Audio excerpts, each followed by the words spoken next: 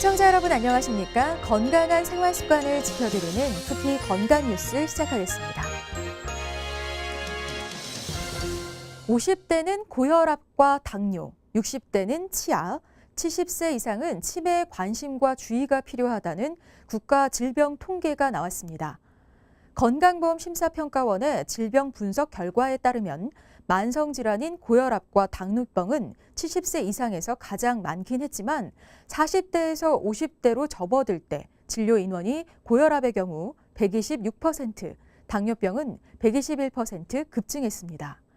60대에서는 치아 치료가 크게 늘어났는데요. 치아 및 지지 구조의 기타 장애 사례가 50대보다 234%나 증가했습니다. 더불어 지난해 치매로 병원을 찾은 70세 이상 환자는 47만 1,900여 명으로 알츠하이머형 치매로 입원한 수가 60대와 비교해 무려 2,517% 늘었습니다. 7월부터 전체 암 가운데 사망자 수가 가장 많은 폐암이 국가암검진 대상에 포함됩니다. 보건복지부는 최근 국가암검진 대상 암종에 폐암을 추가하는 내용의 암관리법 시행령 등이 국무회의를 통과했다고 밝혔는데요.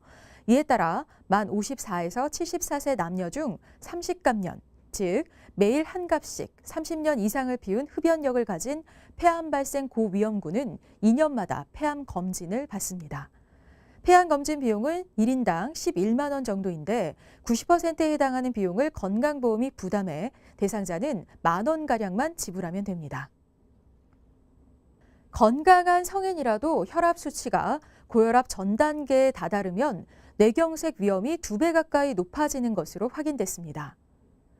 서울대병원이 운영하는 서울특별시 보라매병원 신경과와 서울대병원 가정의학과 연구팀이 2006년부터 8년 동안 평균 연령 56세의 건강한 성인 2,400여 명에 대한 분석 작업을 벌였는데요. 고혈압 전 단계로 진단된 환자의 경우 미세혈관이 막혀 생기는 열공성 뇌경색 발병 위험이 정상 혈압 그룹에 비해 1.7배, 뇌미세출혈 발생 위험은 2.5배 높은 것으로 나타났습니다. 연구팀은 고혈압 전 단계는 안심할 단계가 아닌 적극적인 초기 관리가 필요한 단계로 인식해야 한다고 전했습니다. 세계보건기구의 게임장애 질병 코드 등재 논의가 임박한 시점에서 게임 이용자와 보건의료계 등이 갖고 있는 다양한 시각을 나누고 확인하는 토론회 장이 열렸습니다. 쿠키뉴스가 주관하고 문화체육관광부와 보건복지부가 후원한 토론회가 게임 이용 어떻게 볼 것인가 라는 주제로 14일 국회의원회관에서 개최됐습니다.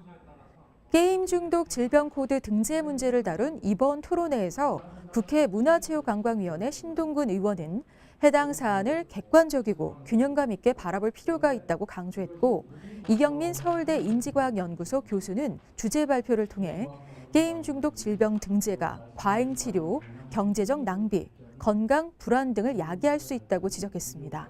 이어 이상규 한림대 춘천성심병원 교수는 게임으로 인한 폐해를 줄이기 위한 노력은 꼭 필요한 일이라며 게임 사용 장애의 진단은 그 노력의 첫걸음이라고 주장했습니다. 더불어 김윤경 인터넷 스마트폰 과의존 예방 시민연대 정책국장은 과거 PC방 등에서 일어난 사건 사고를 언급하며 게임 중독이 질병으로 관리된다고 해서 게임에 대한 부정적 인식이 확산되지는 않는다고 밝혔고 이에 대도서관이란 예명으로 활동 중인 콘텐츠 크리에이터 나동현 씨는 TV 등 다른 매체 이용 사례를 들어 특히 게임만을 중독의 대상으로 보는 시각에 이의를 제기했습니다.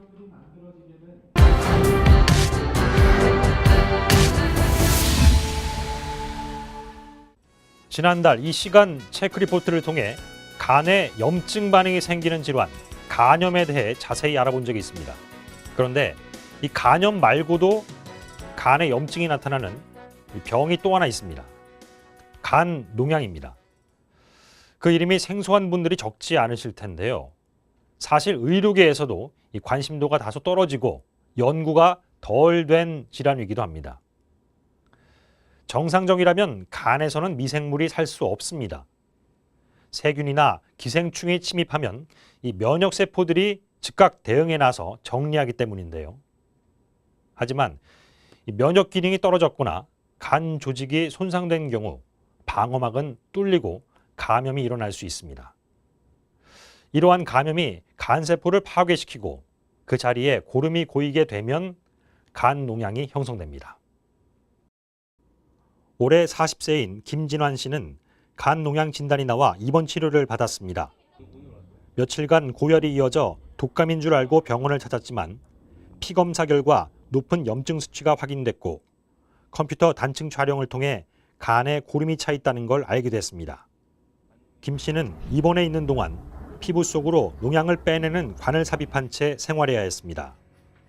몸에 종기가 생기면 종기를 고름을 짤 때 피가 쫙 짜내가지고 다 빼내야지 종기가 안 나는 것처럼 이 간농양도 안에 있는 고름을 빼고 안에 있는 배양까지 다 해가지고 항생 치료를 해야지 낫는다고 하더라고요. 근데 그렇지 않고 잘 치료하지 않으면은 다시 그 고름이 쌓여서 다시 또 이제 간농양으로 발전할 가능성이 크다고 하더라고요. 고름이 고여 있다 보면은 저희가 아무리 항생제 치료를 한다고 하더라도 적절한 항생제 효과를 얻는데 굉장히 제한이 됩니다. 그쪽에 이제 항생제 침투력이 제한이 있다 보니까 적절한 치료 효과를 얻기에 한계가 있습니다. 그렇다면 이쪽이 이제 감염원이 되는 부위인데 그 감염원에서 원인균의 부하를 좀 줄일 필요가 있습니다. 이제 내부적으로는 이제 항생제만으로는 해결하기가 어려운 상태이기 때문에 외부에서 바늘을 꽂아서 흡인을 하거나 아니면은 관을 삭관을 해서 그 관을 통해서 배농이 될 수 있는 치료를 병행을 하는 경우가 있습니다. 간 농양은 감염을 일으킨 미생물이 세균이냐 기생충이냐에 따라 화농성 간 농양과 아메바성 간 농양으로 구분합니다. 면역 세포가 간으로 침투한 세균을 제거하지 못해 생기는 화농성 간 농양은 국내 간 농양의 대부분을 차지합니다. 대개 화농성 간 농양은 간에서 생산된 담즙이 배설되는 경로인 담관으로 세균이 침범하면서 시작됩니다. 아메바성 간 농양은 이질 아메바라는 기생충에 의해 발생합니다. 기생충이 장에서 혈액을 타고 간까지 거슬러 올라 감염을 일으키는데요. 위생 환경이 좋아진 요즘에는 국내에서 찾아보기 힘든 질환이 됐습니다. 그 화농성 같은 경우는 주로 발열이 주가 되고 그리고 이제 몸살 기운이라든지 무기력감, 식욕감, 대체중 감소 등의 비특이적인 증상들이 주로 나타나게 됩니다. 전형적인 특징이 있긴 합니다. 황달이라든지 아니면 우상복부 통증도 유발이 될 수가 있는데 문제는 화농성 간 농양에서는 이런 전형적인 특성을 모두 나타내는 환자는 극소수에 불과해서 발열 때문에 원인 모를 발열 때문에 오셨다가 우연히 영상검사에서 발견되는 경우도 꽤 됩니다. 하지만 이에 반해서 아메바성 간 농양 같은 경우는 전형적인 특징이라고 할 수 있는 우상복부 통증과 발열을 늘 대부분의 환자분에서 동반을 하고 있고요. 그렇기 때문에 이런 환자들에서 최근에 유행 지역에 거주를 하셨거나 여행력이 있다면 강력하게 의심을 해볼 수가 있습니다. 전문의 설명에 따르면 화농성 간 농양은 만 55세에서 60세에 걸쳐 많이 나타난다고 합니다. 원래는 남성에서 자주 보였는데 최근에는 여성에서 빈도가 높은 담석증 같은 이 담독의 질환이 원인이 돼 발생하는 간 농양의 빈도가 증가하면서 남녀 성비 차이가 거의 없어지고 있습니다. 이에 반해 아메바성 간 농양은 주로 20대에서 40대 젊은 남성에서 호발한다고 하네요. 간 농양 진단 과정에서는 기본적으로 혈액 검사가 필요합니다. 이 발열이 동반된 경우라면 원인이 된 미생물들을 감별하기 위해 혈액에서 세균 등을 추출하는 혈액 배양 검사를 시행합니다. 진단에 있어 가장 중요한 작업은 사실 영상 검사인데요. 상복부 초음파나 CT를 활용해 이 농양의 상태 등을 자세하게 들여다볼 수 있습니다. 여러 검사들을 통해 간 농양이 확진됐다면 간에 고인 고름을 빼내는 배농 치료와 함께 항생제 치료 등이 이어질 수 있습니다. 화농성 간 농양 같은 경우는 1차 치료가 배농과 항생제 치료입니다. 원인균 감별을 위한 흡인 치료가 끝나고 그리고 혈액 배양 검사가 끝난 직후에 바로 항생제 치료를 시작을 하여야 하고요. 적어도 2, 3주 이상의 주사 항생제 치료를 유지를 하다가 환자 상태에 따라서 경부항생제로 변경을 하게 됩니다. 총 치료 기간은 4에서 6주 정도 유지를 하신다고 보면 되겠습니다. 이에 반해서 아메바성 간농양 같은 경우에는요, 배농 없이 항생제 치료만으로도 굉장히 치료가 성공적으로 잘 이루어집니다. 하지만 이제 화농성 간농양과의 간별이 필요한 경우에 흡인 검사를 시행을 해볼 수가 있고요. 그 크기가 너무 크거나 심장과 가까워서 파열됐을 때 위험성을 동반한 경우에 있어서는 배농을 고려해 볼 수도 있습니다. 간 농양은 제때 적절한 치료만 해주면 완치율이 높고 후유증도 남지 않는다고 합니다. 그러나 치료가 늦어지면 가슴과 배 안쪽으로 농양이 파열되면서 늑막염이나 복막염으로 진행될 수도 있습니다. 더불어 화농성 간 농양의 경우 최근 주된 원인균으로 폐렴 간균이 꼽히고 있는데요. 폐렴 간균은 다른 균들보다 폐혈증을 유발할 확률이 높습니다. 또 폐렴 간균에 의한 감염은 발생 부위를 벗어나 다른 장기로 전파되는 경향을 보이고 있어 치료 시 더욱 주의를 기울여야 합니다. 과거 같은 경우는 복강 내 감염의 합병증으로 발생하는 간농양이 많았기 때문에 포도상구균이나 아니면 대장균이 주요 원인인 경우가 많았고요. 하지만 최근 들어서 이제 진단과 항생제의 발전으로 인해서 이러한 복강 내 감염에서 비롯된 간농양의 빈도가 줄어서 최근에는 폐렴 간균이라고 하는 세균이 원인이 되는 경우가 많습니다. 최근 들어서 이제 당뇨 빈도가 늘게 되는데 그러다 보면 면역이 조금 억제되면서 폐렴 간균에 의한 감염의 빈도가 늘게 됩니다.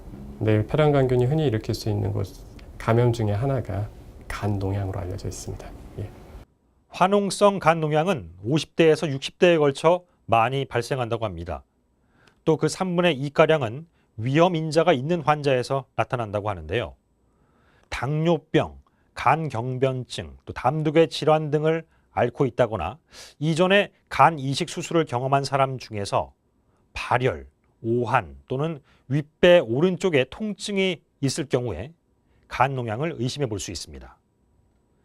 화농성 간농양은 아직 적절한 예방법에 대한 보고가 없습니다. 다만 아메바성 간농양의 경우 오염된 식수나 음식을 먹고 전파가 되기 때문에 아프리카, 동남아시아, 멕시코, 남아메리카 등의 일부 위생 환경이 안 좋은 지역을 경유할 때는 가급적 정제된 물을 마시고 과일의 껍질을 벗겨 먹거나 채소를 깨끗이 씻는 등 위생 관리를 염두에 둬야 합니다. 간농양은 한 해 100만 명당 약 10명꼴로 생긴다고 합니다. 비교적 드문 질환이라고 볼 수도 있는데요. 하지만 방치할 경우 더 심각한 합병증으로 이어질 수 있는 만큼 유사 증상이 반복된다면 적기 치료를 위해 전문의를 찾아야겠습니다.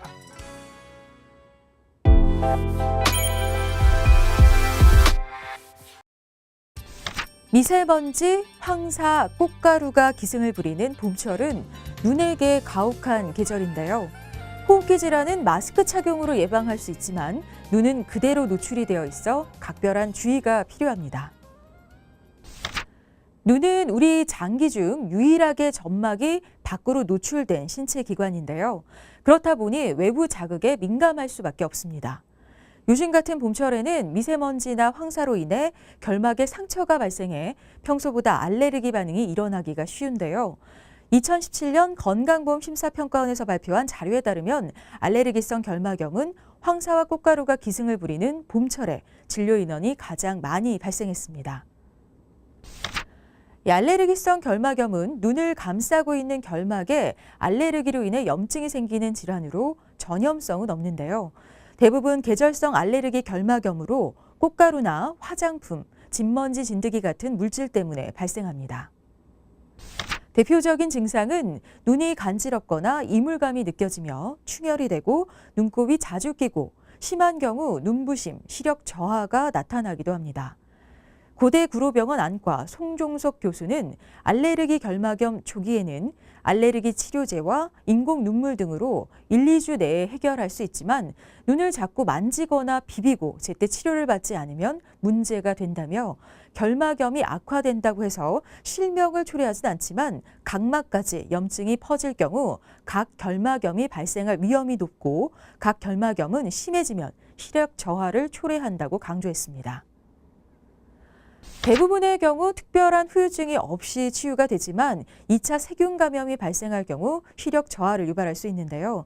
증상에 따라 가려움증에는 안약 형태의 항히스타민제만으로도 치료가 가능하며 염증이 있으면 스테로이드를, 각막에 상처가 있으면 세균 감염을 막기 위해 항생제를 사용합니다.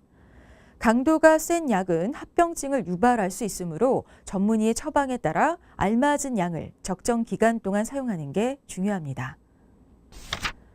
이 결막염을 예방하려면 미세먼지나 황사가 심한 날에는 가급적 외출을 삼가는 게 좋은데요. 부득이하게 외출할 경우 마스크와 함께 선글라스, 고글, 보호 안경 등 착용하는 것이 바람직합니다. 특히 콘택트 렌즈에 흡착된 미세먼지는 점막을 통해 흡수돼 알레르기성 염증 반응을 일으키므로 가급적 렌즈 대신 안경을 쓰는 게 좋은데요. 무엇보다 결막염 증상이 나타나면 조속히 병원을 찾아 진단받는 게 최선입니다.